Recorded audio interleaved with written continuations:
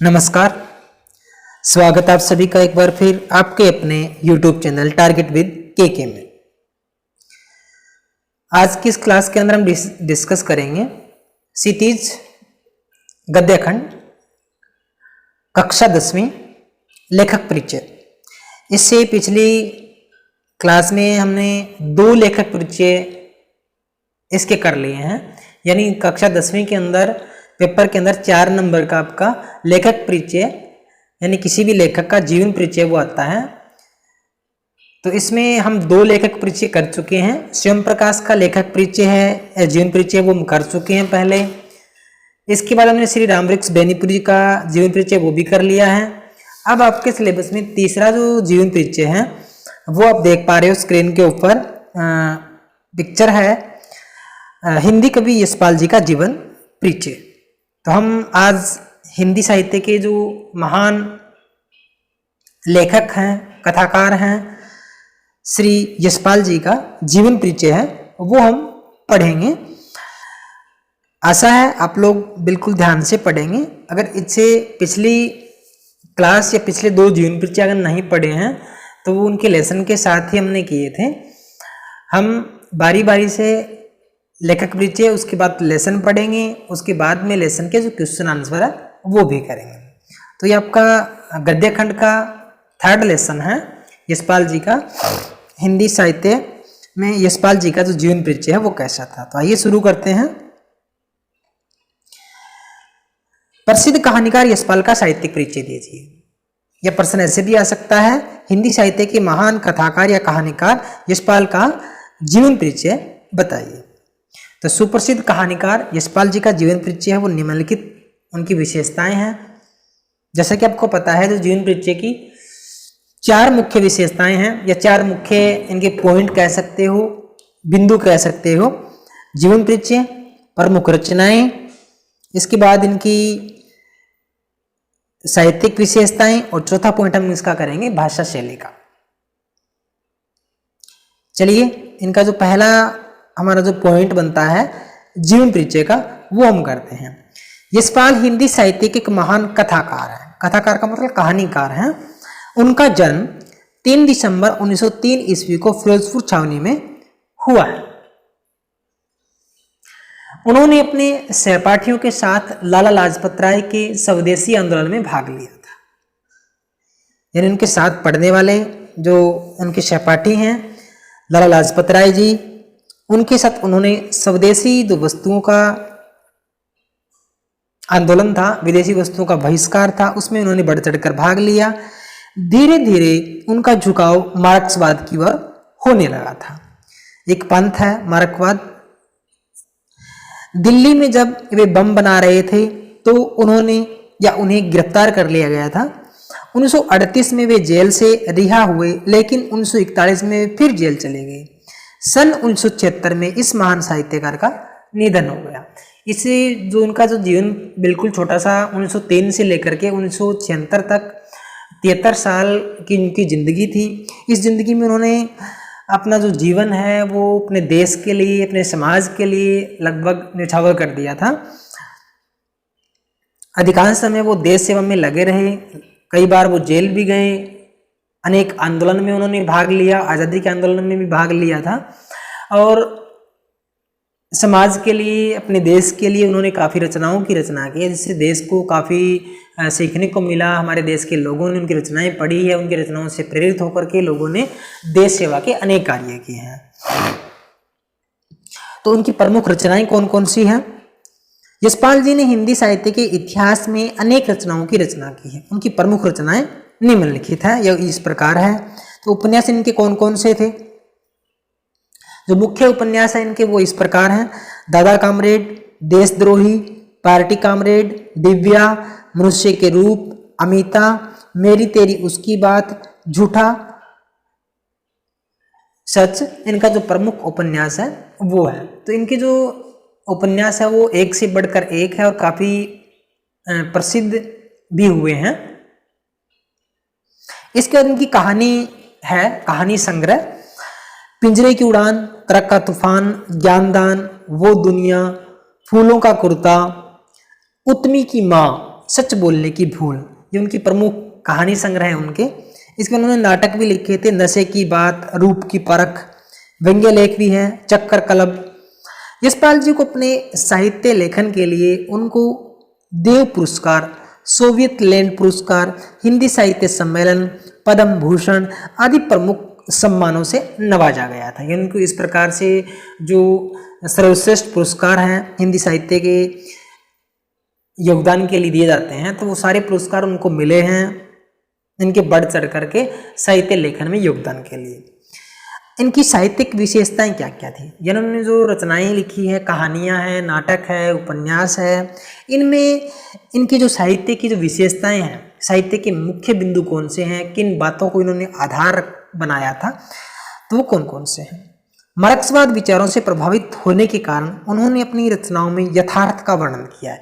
यथार्थ का मतलब होता है वास्तविक, जो रियलिटी है।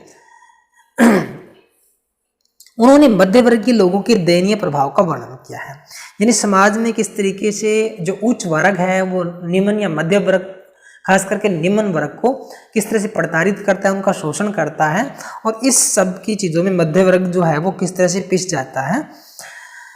कुछ उपन्यासों में यशपाल ने श्रमिक वर्ग के कष्टों और दुखों का यथार्थ वर्णन किया है। यानी हम पहले भी डिस्कस कर चुके हैं, जो निम्न वर्ग है, गरीब जो तबका है, श्रमिक वर्ग है, श्रम मतलब मेहनत करने वाले, परिश्रम करने वाले मजदूर किस्म के जो लोग हैं, उनके दुखों का काफ़ी सजीवता से वर्णन किया है। यशपाल जी का उपन्यास झूठा सच भारत विभाजन की त्रासदी का मार्मिक वर्णन किया है। यानी भारत जो विभाजन की स्थिति है उसकी त्रासदी का मतलब किस प्रकार से बंटवारे में जो एक दूसरे के परिवार बिछड़ गए थे, किस तरीके की जान माल की हानि हुई थी, किस तरीके से दो धर्मों के अंदर पूरा देश बंट गया था। तो इस तरीके से जो जान माल और आर्थिक नुकसान की सब प्रकार की जो हानियां हैं, मानसिक परेशानी है, उन सब का इन्होंने मार्मिक वर्णन किया है। उन्होंने अपने दृष्टिकोण के आधार, दृष्टिकोण का मतलब होता है उनका नजरिया, उनकी सोच क्या थी, उनका नेचर कैसा था, उन्होंने अपने दृष्टिकोण या सोचने का ढंग, समझने का तरीका के आधार पर समाज की गली सड़ी रूढ़ियों तथा विसंगतियों पर जमकर प्रहार किया है। कहने का मतलब समाज की जो रूढ़िवादी परंपरा है, जो परंपरागत ढंग से विचारों का चलन हो रहा है, उन पर उन्होंने मतलब व्यंग्य किया एक प्रकार से, यानी उनका विरोध किया है। इनकी भाषा शैली, यानी इनकी जो रचनाएं हैं, इनके उपन्यास जो भी इनकी रचनाएं हैं, तो उनमें इनकी भाषाएं कैसी थी, किस तरह के शब्दों का प्रयोग किया, इनके ढंग क्या था शैली का, भाषा का। यशपाल जी सही अर्थों में जनवादी कहानीकार थे। उन्होंने अपने साहित्य में सरल सहज भाषा शैली का प्रयोग किया है। इनके साहित्य में तत्सम का मतलब होता है संस्कृत के वे शब्द जो ज्यों के त्यों हिंदी में आ जाए, उनको तत्सम बोलते हैं। तद्भव का मतलब संस्कृत के वे शब्द जो अपना रूप बदलकर हिंदी में आ जाते हैं। जैसे सूर्य शब्द है तत्सम है, सूरज शब्द क्या हो गया, तद्भव शब्द हो गया। तो सूर्य का हम एज इट इज प्रयोग कर लेते हैं हिंदी में, इसका मतलब तत्सम है। और अगर सूर्य की जगह हम सूरज का प्रयोग करते हैं, सूरज शब्द लिखते हैं, तो इसका मतलब वो तद्भव शब्द है। यानी दोनों प्रकार के शब्दों का इन्होंने प्रयोग किया है। इसके साथ साथ उन्होंने उर्दू के शब्दों का मिला जुला रूप उनके साहित्य में, उनकी रचनाओं में देखने को मिलता है। भाषा में विभिन्न शब्दों के मिश्रण से इनके साहित्य में विविधता का स्वर दिखाई पड़ता है। विविधता मतलब अनेक प्रकार की भाषाओं का इन्होंने भाषा के शब्दों का प्रयोग किया है। तो विविधता का मतलब अनेकता, बदलाव, विविध का मतलब तरह तरह के, अलग प्रकार के। इनकी भाषा शैली का एक प्रमुख गुण वाक्यों की सरलता व सहजता है। उनकी भाषा आम आदमी की भाषा है। यही कारण है कि उनका साहित्य जनसाधारण में अधिक लोकप्रिय हुआ था। जनसाधारण का मतलब होता है आम जनता, साधारण जो लोग हैं, निम्न मध्य वर्ग के जो लोग हैं, उनकी रचनाओं को पढ़ने में, उनकी रचनाओं को समझने में, जानने में रुचि रखने में इन लोगों का योगदान ज़्यादा था, क्योंकि वहाँ के लोगों का प्रभाव इस पर ज़्यादा पड़ा था एक प्रकार से। इस प्रकार से इनकी जो यशपाल का जो साहित्यिक परिचय है, जीवन परिचय है, रचनाओं में इनका योगदान कैसा था, कि कौन कौन सी इनकी प्रमुख रचनाएं थी, तो इस तरीके से आप लिख सकते हो। एक इस प्रकार के जो अगर प्रश्न पेपर में देखो आते जरूर हैं, 10th के पेपर में भी आते हैं, +1 में भी, +2 में भी, 9th के अंदर भी। तो इस तरह के जो प्रश्न है वो थोड़े से बड़े भी होते हैं, याद करने में थोड़ी मुश्किल होती है, 4 नंबर का भी होता है, और बहुत अगर अच्छा लिखते हैं हम तभी हमें 4 के 4 नंबर मिलते हैं।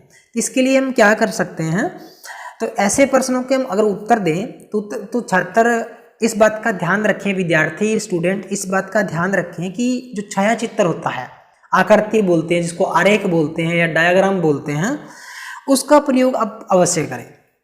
अगर इस तरह के प्रश्न आते हैं जिनको आप अलग अलग बिंदुओं के माध्यम से लिखते हो, चाहे किसी भी विषय में हो, तो अगर आप इस तरीके डायग्राम का प्रयोग करते हो तो इससे क्या होता है, आपका जो लेखन है, आपका जो प्रश्न लिखने का तरीका है वो प्रभावशाली प्रतीत होता है या प्रभावशाली लगता है।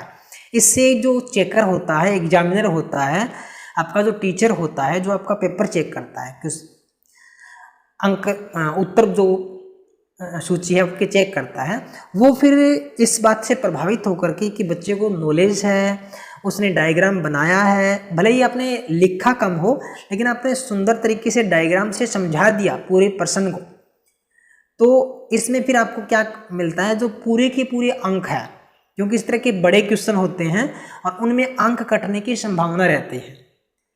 तो इससे क्या होता है कि डायग्राम बनाने से सुंदर सा हम बना सकते हैं, किसी भी प्रकार का उनको डिजाइन दे सकते हैं, तो इससे क्या होता है, हमें पूरे के पूरे अंक या अधिकतम अंक मिलने की संभावना बढ़ जाती है। तो कोशिश करें, आपके पास अगर टाइम हो तो आप डायग्राम अवश्य बनाएं, पेज के बीच में बनाएं, क्वेश्चन के बीच में डायग्राम बनाएं, आप बिल्कुल अंत में ना बनाएं और ना ही स्टार्टिंग बनाएं। तो पहला हमारा पॉइंट है जीवन परिचय, उसके बाद हम डायग्राम बना सकते हैं, ठीक है। तो इससे ज़्यादा प्रभावशाली हमारा जो पेपर है वो हो जाता है। तो ये आपका पहला क्वेश्चन था। नेक्स्ट क्लास के अंदर हम इस पाठ को पढ़ेंगे, इसका जो लेसन है हमारा 3rd, इसको हम पढ़ेंगे। इसके अलावा जो हरियाणा सरकार ने, विद्यालय शिक्षा विभाग हरियाणा ने दूरवर्ती शिक्षा कार्यक्रम डिस्टेंस एजुकेशन प्रोग्राम टेलीविजन से पढ़ें, एजुसेट से पढ़ें, हरियाणा एजुसेट चैनल प्रसारण हेतु आपको निम्न जो प्रोग्रामों की सूची है वो दी गई है। यहाँ से आप स्क्रीनशॉट भी ले सकते हो इसका। अनेक जो NCERT के चैनल है, जैसे स्वयं प्रभा चैनल है, वहाँ पर भी जो वीडियोकॉन है, एयरटेल है, टाटा स्काई है, डिश टीवी है, जियो टीवी मोबाइल ऐप है, अनेक प्रकार के जो प्रसारण के एजुसेट के जो चैनल है उन पर भी जो एजुकेशन वीडियो है, हर क्लास के जो सब्जेक्ट वाइज वीडियो वो यहाँ पे आपको मिलते हैं। टीवी पे इस तरह के प्रोग्राम आते हैं, मोटिवेटेड स्पीच भी आते हैं, तो आप वहाँ जा कर के भी ऑनलाइन स्टडी का लुत्फ उठा सकते हो। यहाँ से आप स्क्रीनशॉट भी ले सकते हो। थैंक यू, अपने बड़े सुंदर ढंग से हमारे विचार सुने, क्लास को अच्छे से, इस प्रश्न को अच्छे से समझा। आशा है आप लोग रेगुलर पढ़ाई करते होंगे, ध्यान से आप लोगों ने सुना होगा। इसी तरीके के यूज़फुल वीडियो प्राप्त करने के लिए आप हमारे चैनल को लाइक करें, शेयर करें, सब्सक्राइब भी करें, ताकि आपको जो नई वीडियो है वो आते ही आपके पास नोटिफिकेशन ज़रूर आ जाए। और नोटिफिकेशन प्राप्त करने के लिए आप सब्सक्राइबर होने के साथ साथ आप नोटिफिकेशन जो बेल है उसको वैसे प्रेस करें। इससे आपके पास नए नए नोटिफिकेशन वीडियो से संबंधित, क्लास से संबंधित आते रहेंगे, जिससे आपको सूचना भी मिलती रहेगी भी आज हमारे पास कोई नई वीडियो आई है। तो आप तुरंत यूट्यूब चैनल पे जा कर के आप वहाँ जा कर के क्लास ले सकते हो, देख सकते हो। इसके अलावा NCERT 6 to 12 हिंदी और ज्योग्राफी के बहुत सारे वीडियो हमने इस चैनल पे, इस प्लेलिस्ट में डाले हुए हैं। तो प्लेलिस्ट में जा कर के आप वो सारी वीडियो देख सकते हो, अपने साथियों को शेयर कर सकते हो, आपके छोटे भाई बहन हैं उनको शेयर कर सकते हो। ज़्यादा से ज़्यादा आप कोशिश करें कि आपके जो साथी हैं उन तक हर क्लास पहुँचे। आप ज़रूर नहीं वीडियो देख कर के ही क्लास का आनंद लें। आपके पास अगर हेल्प बुक है, टेक्स्ट बुक है, तो आप उससे भी पढ़ सकते हो। अगर आपके पास टाइम है, प्रॉपर आपके पास सुविधा है, तो आप वीडियो के माध्यम से भी समझ सकते हो, लेकिन आपको पढ़ना ज़रूर है।